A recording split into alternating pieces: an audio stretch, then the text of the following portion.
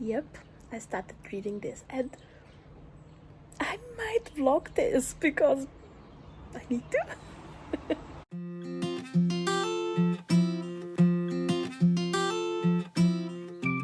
Alright, so this book was a wild ride, I tell you. I started it on Thursday as an ebook and I couldn't stop reading until, I don't know, 1 a.m. in the morning. I loved it. I was into this world. I was back in Hunger Games. Give me, I love it. And yeah, at that point I was thinking, yeah, this is great. And then I continued to read, and on Friday, it went downhill from there.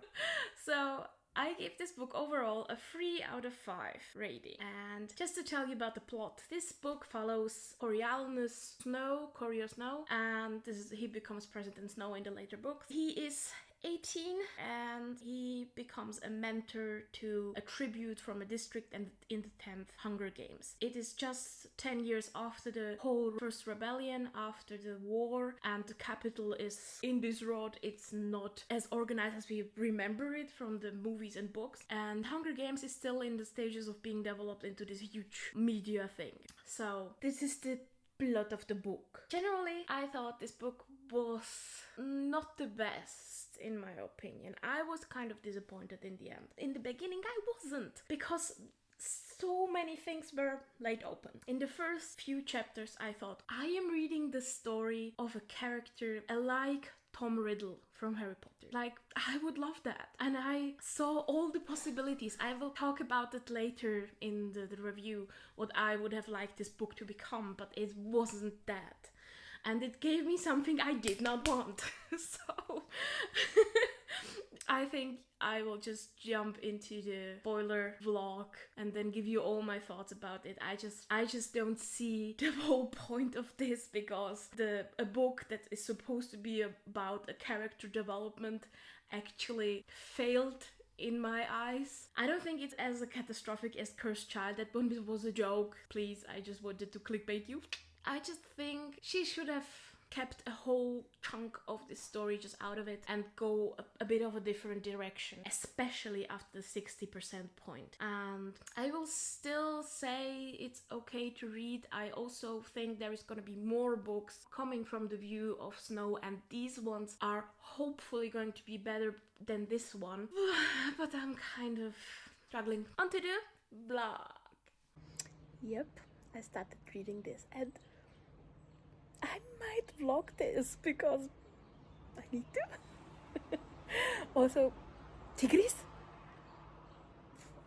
What is she doing there? She's... Okay.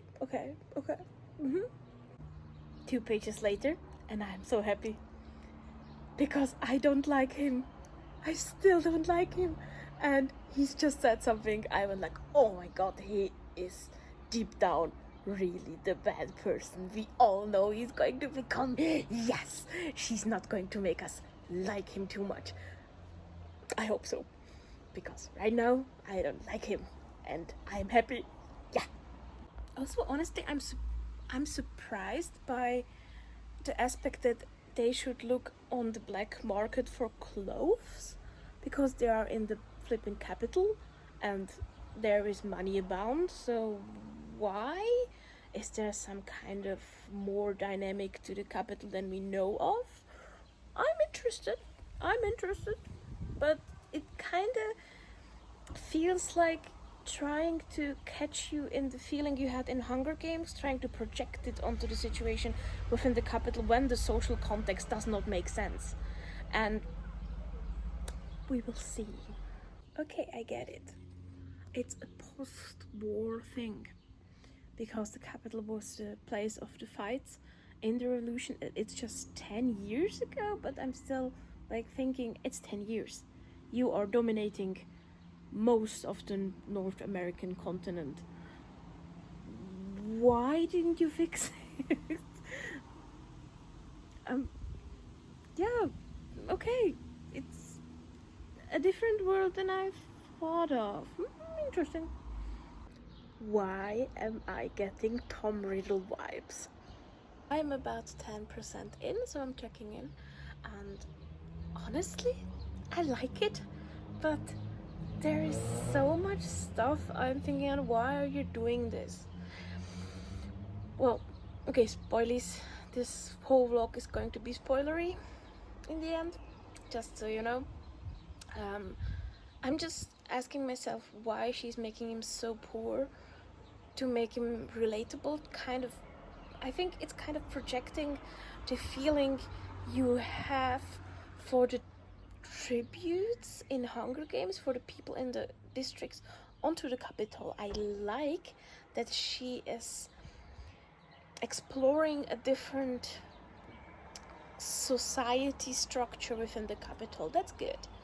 But also, I'm just thinking, why did she choose a tribute for Coriolanus from District 12?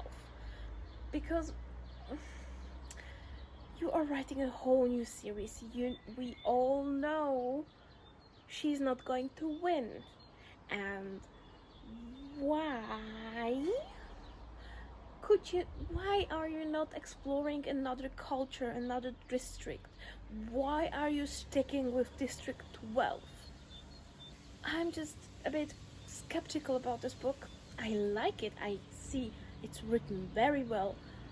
I know I'm not going to love Coriolanus Snow in the end. I'm just wondering, what's the point? I think this is going to go down the road that he's going to fall for Lucy. I think, no, is she called Lucy? I think she's called Lucy, right? Yeah, I think he's going to fall for Lucy, and then she's going to get killed, and he's going to be more cruel than ever. Well, that would be stupid, but we will see. 120 pages later. Oh boy, I'm enjoying it. I do. Ooh, good stuff.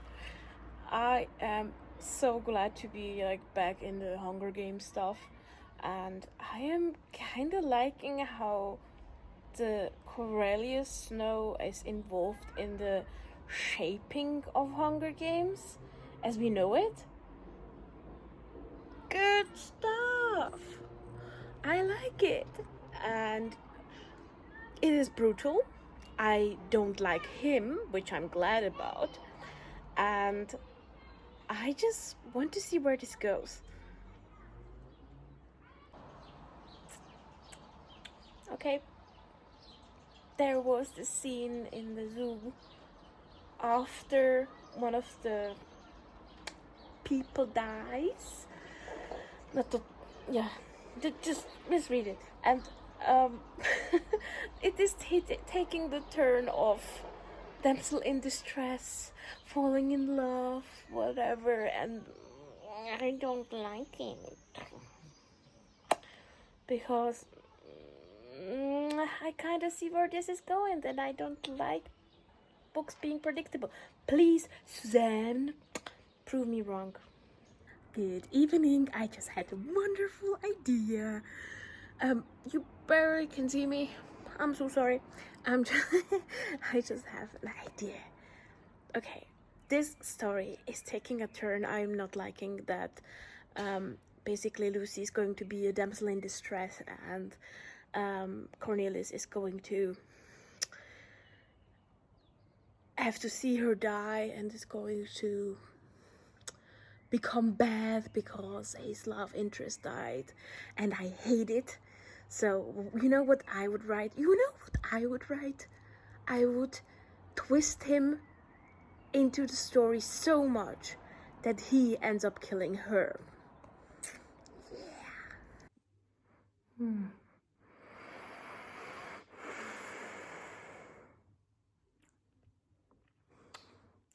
Still on the same track as I talked about before, and I'm 35% in. Hunger Games are starting. You know what I am liking about this? That Suzanne is sprinkling things throughout the story when you see his genius and his lack of empathy and kind of this feeling you got when you read about Snow in the Hunger Games books. So I like it. It's like a reverse redemption arc foreshadowing. So don't disappoint me, Suzanne. Hi. So it's the second day of reading the Ballad of Songbirds and Snakes, and I am, wait for it, 67% done with the book. And okay, I didn't spoil myself at all, but I know what some of my favorite book people are starting to rate this book, and since I am all like past half of it, I kind of see why. So this took some plot points I was not interested in. Why? I still don't see that it could be it could make me like Snow, but I now think that it's trying more to do so. That in the beginning it didn't seem like this is supposed to make you like Snow, but as you proceed in the book, you realize that her depiction of him turns from Tom Riddle to Draco Malfoy. Don't come for me, but just the feeling when I'm reading him, like the Draco in the first books when he still was an ass, but kind of. Do you feel me? She's doing it. She's softening him down, kinda. And now a great injustice happens to him, and I'm kind of pissed because I hate when a book takes a break, like jumps, and I'm just sitting here like, why did this happen? Why did it need to happen? Okay. You know, the thing I am enjoying most about this book is the whole exploration of how Hunger Games came to be as we know it. And this is such a small part of this. I also love Tigris because she's baby and she's just pure, and I will protect her. She's the best. And I don't know, I like the society things, I don't like the world building things around Hunger Games, but it's not much. And I'm kind of disappointed with the character of Dr. Gray. I think she's called Dr. Gray, wait. Dr. Gaul. She's called Dr. Gaul. I'm kind of disappointed in her as well. Just, she's not much of a game maker, first of all, and second of all, she's supposed to be kind of crazy and without no exploration of the character, and she's one of the like kind of interesting ones. And you know, I went into this with the feeling of whatever, it's Hunger Games, I'm going to just run through it, I'm excited, I'm going to read this. And let me tell you, I read into the night, I fell asleep, the Kindle toppled onto my nose because I was so tired, and I don't know if I'm enjoying it the way it's written, or I'm enjoying it because I'm hoping to get something out of it to fill my void of missing canon for Hunger Games. And this is kind of a problem. I don't know, I will finish it. I will check in when something happens that made me go, oh my god, it's so good, or something that made me go, oh my god, why? So as of right now, I don't know how I would rate it. I would have rated it a 4 point something until the jump, until part, I think 3. Yeah, until the start of part 3 of the book. I would have rated it a 4. Now it made a jump, and the reason for the jump is kind of stupid, and I am just with the jump, my rating in my head dropped like 1 point, a 3. I don't know why. I just felt like it was building onto something, and then it just fell down, and the whole, like, why I cared for it, everything just fell off with that jump. And if you're reading it, I hope you feel the same, and if you do so, please tell me. Also, how do you like my short hair? Yeah, so I don't know, I'm not entirely mad at it, but I'm not too happy about it right now.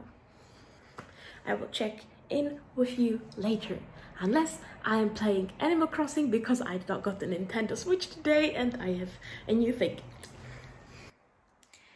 Dear Suzanne, can you only write District 12 and nothing else? Because it sure looks this way.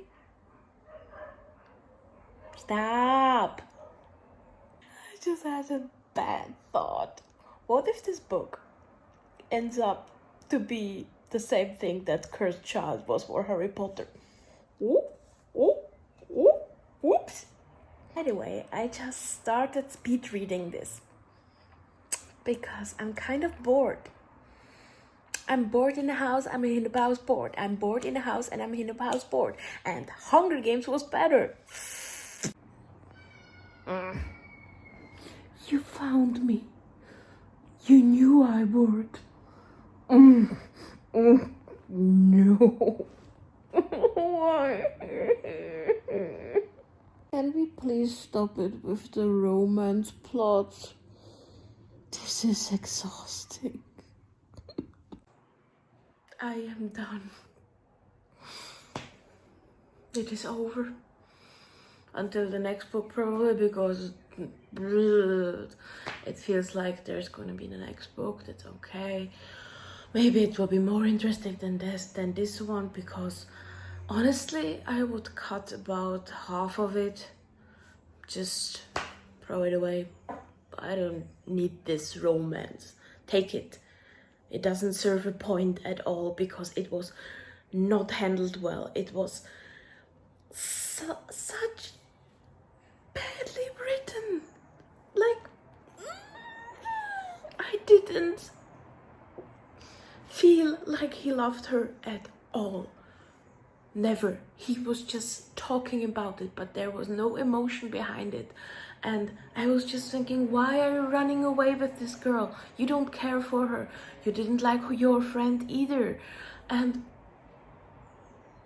I was feeling like the character, when you are working with this character, I told you several minutes ago, I wanted him to kill her. And we don't know if he killed her in the end, just so you know. He shot her in panic because he was confused. He was in panic? He was afraid of her being there? I don't know. This book, it had potential. In the beginning, I was addicted because I felt the potential. I felt like you could take this character, push him into a moral discourse, take him into the depths of his cruelty, his obsession with power, obsession with status, which he showed in the beginning. I wanted to see that. I wanted him to dive into this and get more and more corrupted by the system and just plainly become this power obsessed person we know he's going to be. And this story still tried to humanize him with relationships he didn't care about, I didn't care about, were written very poorly. And I just how can I give this a good rating? Because there is a drop of tension 60% into the book, and after the 60%, like until 95% of the book, I was so bored. I speed read through that, the whole peacekeeping thing.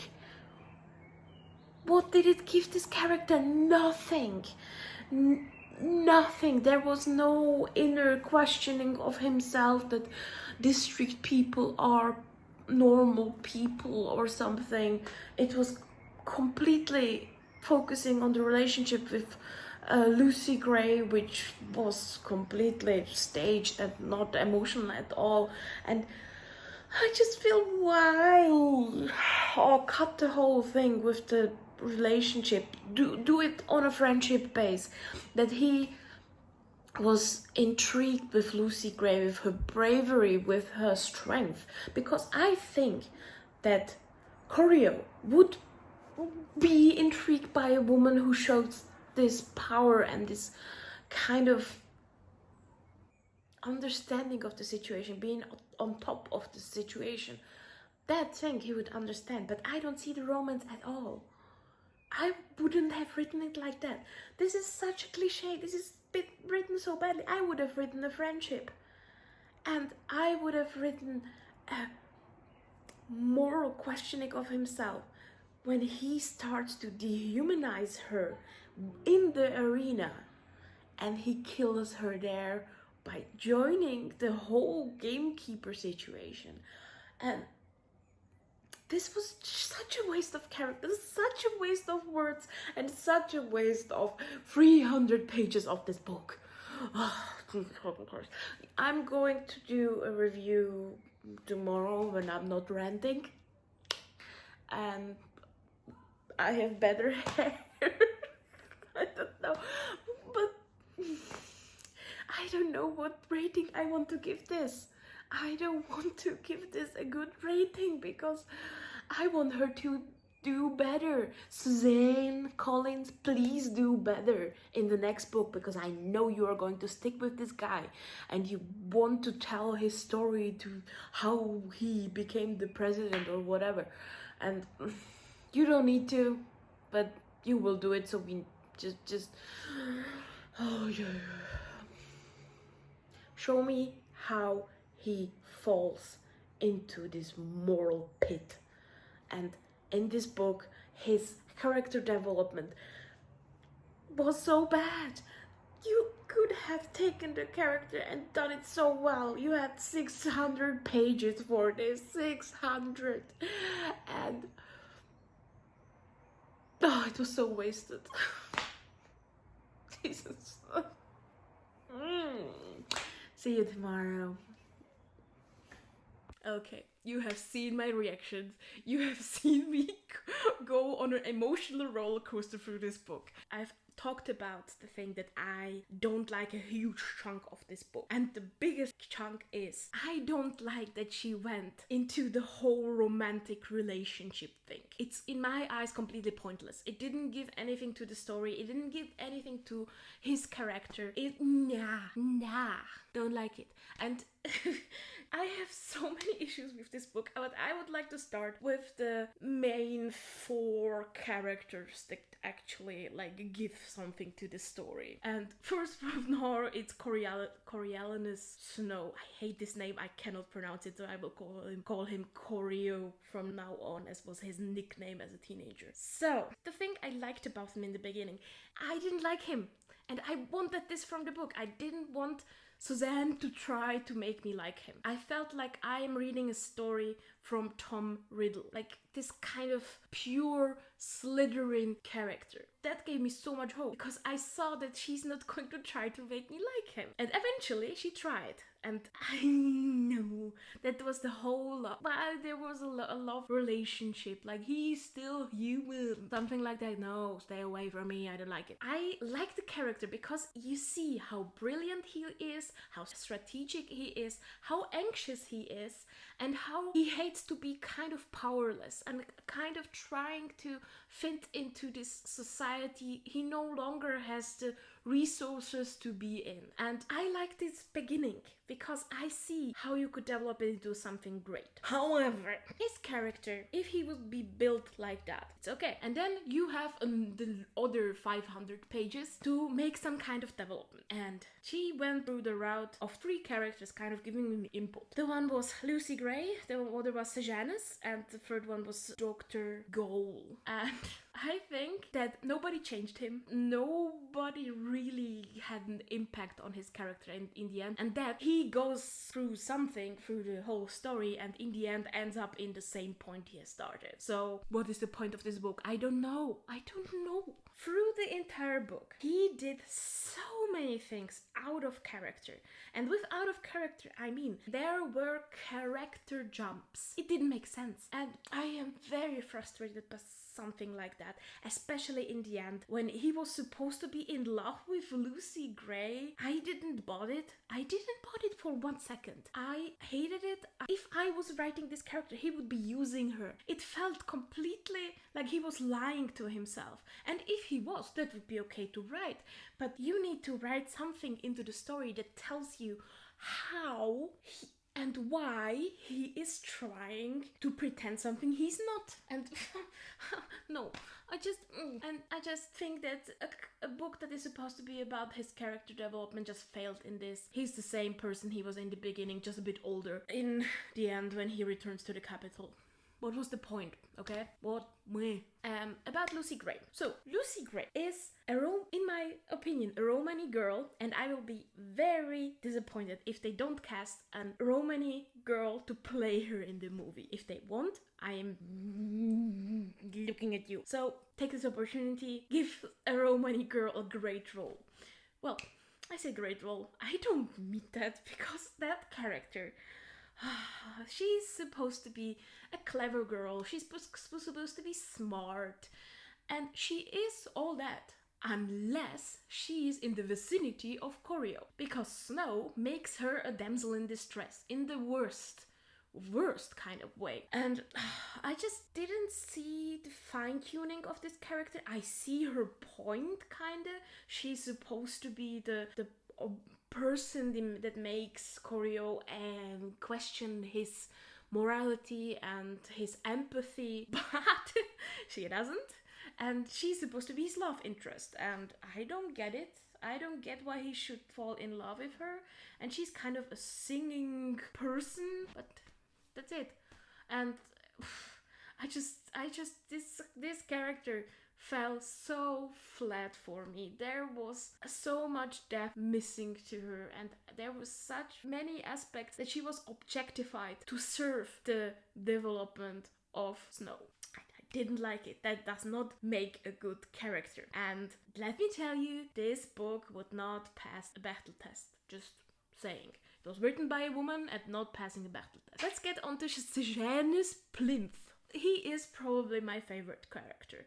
Not only because he's likable, but he has a kind of a similar depth to his character like Corio has. He is there to be Corio's mirror. He's the empathic one. He's the one seeing that the capital people and the district people are people. He has some kind of morale. Also, he is not ambitious at all, which is kind of interesting because Snow is ambitious, pretending to not be that ambitious sometimes. And then you see him in contrast to Sejanus and you think, yeah.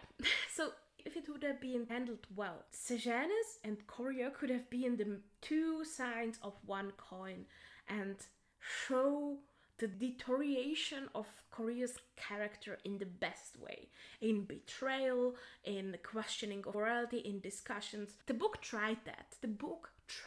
I give you that. But it was written badly. It wasn't talked through. It was just like throwing sentences at each other's, or one was listening when the other was speaking, and there was not much of a discussion there. I think Sejanus was also written to be weak. I mean, in my opinion, he is not weak, but from the view of Snow, he is weak. And that shows his values. That shows that ambition and cruelty and lack of empathy are seen as strong by Snow and not the other way around it. I think Sejanus is treated kind of like a dog by Corio. He treats him like, he's a nice person, he brings me food, he's happy when he sees me, he's okay, but he doesn't feel anything for him. So he's trying to use him, and he kind of takes his place in his family at the end. And I'm just thinking, yeah, you killed that boy and you took over his family. Yeah, just a lovely person, Snow. But I would love that. I love that. Okay, make him villain. I love it. But I just thought Sejanus could have been handled better because he was the outsider. He was the perfect person to bounce off ideas for Snow to kind of explore and kind of question himself. And then on the other side, you have Dr. Gaul, who was giving him strong extremist ideas, pushing him more into immorality, into cruelty. But let's get into Dr. Gaul next. Dr. Gaul is a crazy scientist. She is just written as a typical mad scientist, and there is nothing more to her. I'm kind of disappointed by that as well, because she could have been more. She could have been kind of a more stable character, someone for Snow to look up to, not only see an opportunity to develop in the society, like find his place in society like he does in the end, and he kind of fears her. And I just wanted her to be kind of this person to debate him into the worst version of himself. And I hope she will do it in the next books. But she just was plain mad evil lady. That's it. She was speaking constantly in a sing-song voice, and I was just thinking, why are you taking a character and making a comic relief out of her when she is the one that had the most potential to give something to this story? Yeah, okay, that's it. That's the characters that matter the most. I would love to talk about Tigris, but Tigris is hardly mentioned, and if she is, she's mending clothes and cooking. That's it, and I think that's kind of sad. I love her, and I wish there was more to her. So, let's get into the positive things about this book. As I said, you are not supposed to like Coriolanus. I am glad about that. From page 1 to 5, you know he's problematic. You get it very early on. He say that Tigris's body build looks like it would invite abuse. Did you just say that? In my face? What? Okay. That moment, I hated him. I loved about this book that it showed the capital after the war. That it showed that it is in disarray, there is chaos, there is people on the street, there was cannibalism during the war, and that the whole capital is ruled by cruel capitalism. That hierarchies like the Snows, that these established families go bankrupt because of the war, because they have invested into the wrong assets. That's capitalism for you. Destroying people. So I like that you're showing it, because that's true. One thing I love is that it shows that all these people are pretending everything is okay, there is still luxury, and they are still super wealthy, and they didn't suffer so much through the war. And this is kind of something rich people do, right? If rich people are rich people and they lose their status, they lose money, they don't show it to you. It kind of feels like theater. This is kind of cool. And I love everything that is happening around the Hunger Games, because the Hunger Games are in disarray. You see people are so pissed at the districts. They treat the tributes as animals. Like, they get hurt and they send a veterinarian instead of a doctor. That is disgusting, ma'am. There are some aspects built into the Hunger Games that will later become the huge media thing we know. And I loved everything. And I loved that it was students that came up with it. But I was also thinking, why are you taking ideas from children? Like, Dr. Gaul, she's supposed to be a game maker. Is she She's just making crazy venomous snakes, but she's not thinking about the Hunger Games. She gives us that huge task to children? Really? Is that all you can do? Poison people? Okay. There are also some kind of discussions and essay homework Dr. Gaul gave to Coriolanus to kind of develop this morality. So this book tried. And I just love that you get how powerless Corio is feeling and how hungry he is for power and status, because he is. I love it. And I would have loved if it was explored more in the last 40% of the book, when he's a peacekeeper and gets an opportunity to become something more, and he betrays Lucy. If in that moment you would explore more on this power hungriness, on this feeling of needing to belong, needing to live in luxury, etc., it would have been so much better, but it wasn't. So let's get into the issues. I have talked about a lot of them. Let's get into it. Okay, the issues of this book. I liked the book. I liked it like a 4 out of 5 stars or something like that, maybe even more in the beginning, until the 60% mark, until he was sent off to be a peacekeeper in District 12. One of the issues, Suzanne, is District 12 the only thing you can write? Why am I going to District 12 again? I don't care, give me other districts. Give me, because there are so many interesting districts. Even exploring the first 2 districts, their development after the war, that would be an interesting one. Just show me more districts. I don't care reading about the 12 all the time. I had 3 books about that. The major thing I didn't like was the whole Lucy relationship thing. It is not developed well. There is no connection between them. There is no emotion between them, and because Lucy is kind of having a Stockholm syndrome, because everybody is mean to her and he's the only one he's nice to her. So it's Stockholm syndrome. And I was just thinking, what is the point of this? Are you trying to make him more human? Are you trying to make him more like a normal person who was in love and was hurt or something? Because that didn't work. I was just kind of disappointed that it was focusing on this whole Lucy thing, when it could have taken the situation, make her into a kind of making him feel kind of connected to her in some way, some small way, to the level of friendship, and develop it into something basic. I think the biggest problem with the relationship with Lucy is his love for her was not explained, it was not shown. I was missing a lot of thoughts in his head. I was missing self-reflection. It was not written well. I think he had the capacity to have great self-reflection and to get into his own conclusions and walk us through it, that we get it, and kind of also work with this relationship. I wanted to see him struggle with having positive connection to a girl that is going to die, but it kind of was The thing is, the relationship as it was written in the first 60% of the book was kind of okayish. I still didn't need a kiss, I did not need any romance, but I could live with it. But the problem is that after the 60% mark are just terrible. I don't like it. He has tried to help this girl and he is sent to be a peacekeeper in District 12 again, and the whole thing there is completely pointless. He doesn't feel like anybody in the district is a human. He doesn't feel for them. He is kind of completely focusing on Lucy, and you're supposed to think he's completely in love with her. He is not. There is no feeling. You don't get it and you don't feel it. It's not there. This part 3 mark just dropped the entire plot. The entire tension of this book just fell in this part 3. That was not fun. My issues also are that Snow was often written like he started to have a thought that was ambitious, strategy, betrayal, and he was just thinking, oh no, I'm not going to do that.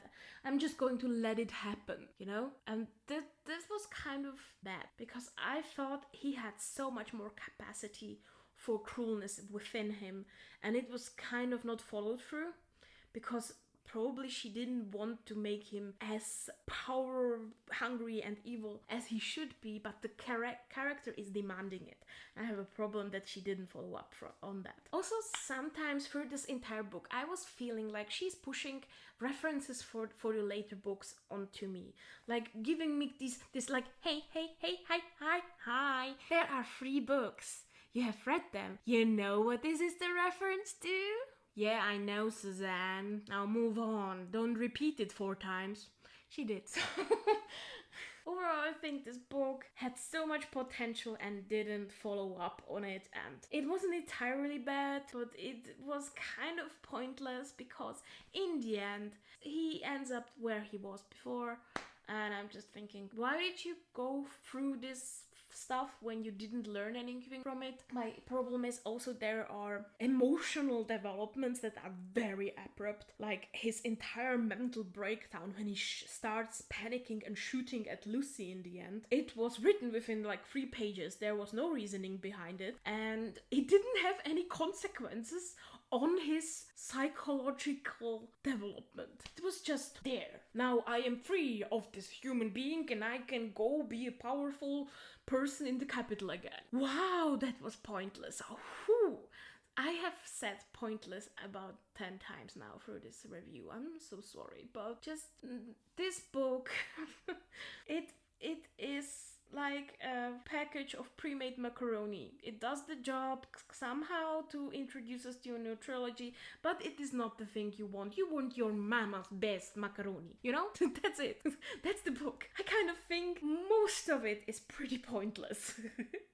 But I kind of am still looking forward to the next book if it comes out. That's it, because that's the review. So what was the whole point of this book? I don't know. What I wanted this book to be. Okay, I wanted this book to be the thing it was seeming to be in the beginning. I wanted a young Tom Riddle-esque character going through the shaping of his moral codex and to see him deteriorate into this cruel, power-hungry person and making decisions that for him are entirely logic, but they are lacking empathy and they are destroying people. I wanted him to be pushed into killing Lucy in the Hunger Games. That's the thing. I wanted to see the arrogance in him. I wanted to see the cruelty, the power in him, the evil in him in a very unshaped form because he's young. And I wanted to start see the development of this. I wanted to see the person who is going to murder the highest people in the capital to get to power. And I see it, I know it's there, but it was on a constant level. There was no like extreme development to it. I just wanted to see him pushed. And I saw a potential there, but it was not given to me and I'm disappointed. So, thank you if you have made it through this whole review. It was very long. But I still would say if you love Hunger Games and want to go rant to me, go read it. But yeah, kind of speed through the last like 40% and maybe the last 5% read through. But I completely get if somebody does not like this book. I see if people like this book. If they like it, I don't see it, but if they are kind of okay with it, as I am. But I see a lot of issues, and you have heard that, yeah. So, that's my review for this book, and I'm glad I read it, because I can now jump into this whole tea about this book on BookTube. That's gonna be fun! In the meantime, maybe watch other videos from me and subscribe to see other reviews, and I see you in the next video. Thank you, bye!